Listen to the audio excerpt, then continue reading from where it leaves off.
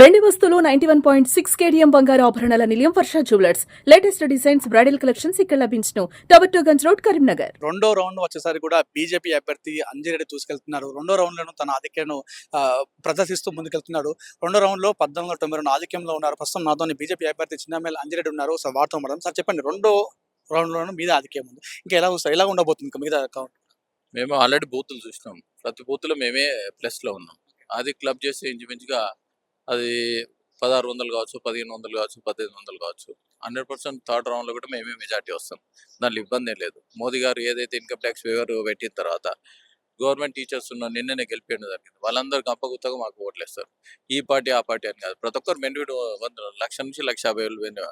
అదేవిధంగా ఇక్కడ ఏదైతే మా రథసారథి ఉందో కిషన్ రెడ్డి గారు, ఇక్కడ మా మినిస్టర్ గారు బండి సంజయ్ గారు, ఎంపీలు ఇద్దరు అరవింద్ గారు, మరి రగన్న గారు, నగేష్ గారు, ఎమ్మెల్యేలు వీళ్ళు 7 మంది ఎమ్మెల్యేలు ఎవరైతే ఉన్నారో ప్రతి ఒక్కరు వాళ్ళ కాన్స్టిట్యున్సీలో వాళ్ళు మంచి మెజార్టీ ఇవ్వడం జరిగింది. ఆ మెజార్టీతోనే మేము ఇప్పుడు గెలుపు సాధిస్తామన్నాం. ఇంకో కలెక్టివ్గా పనిచేయడం జరిగింది. ప్రతి ఒక్కరు కలెక్టివ్గా పనిచేసి ఒక యూనిటీగా పనిచేయడం జరిగింది. ఆ యూనిటీతోనే మనము ఇప్పుడు ఆ యూనిటీ కష్టమే ఇప్పుడు కష్టార్జితం బయటపడతా ఉన్నది. అంటే మొదటి రౌండ్లో 51 ఓట్లు స్వల్ప మెజార్టీ, రెండో రౌండ్ వచ్చేసరికి భారీ ఆధిక్యం.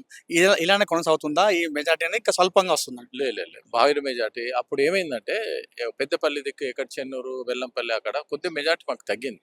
అయినా మెజార్టీలో ఉన్నాం. ఇప్పుడు మెజార్టీ వచ్చింది, ఇంకా మెజార్టీ వస్తూ ఉంటుంది.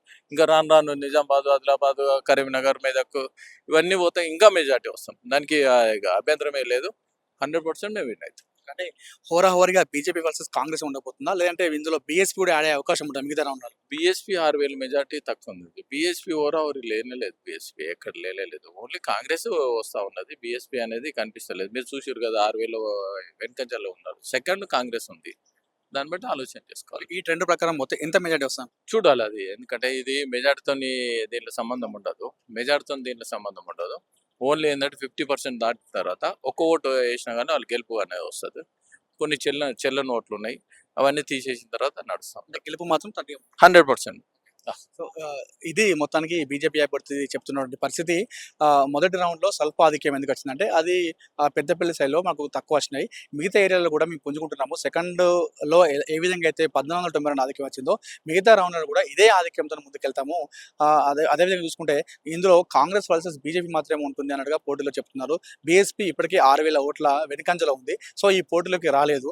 ఏది ఉన్నా కూడా అటు బీజేపీ వర్సెస్ కాంగ్రెస్ ఉంటుంది. అందులో కూడా బీజేపీ ముందుకు వెళ్తుంది మెజార్టీతో అన్నట్టుగా బీజేపీ అభ్యర్థి ధీమా వ్యక్తం చేస్తున్న పరిస్థితి. కెమెరా పర్సన్ కుమార్తో అనిల్ సుమంటివి, కరీంనగర్ ఇండోర్ స్టేడియం నుండి.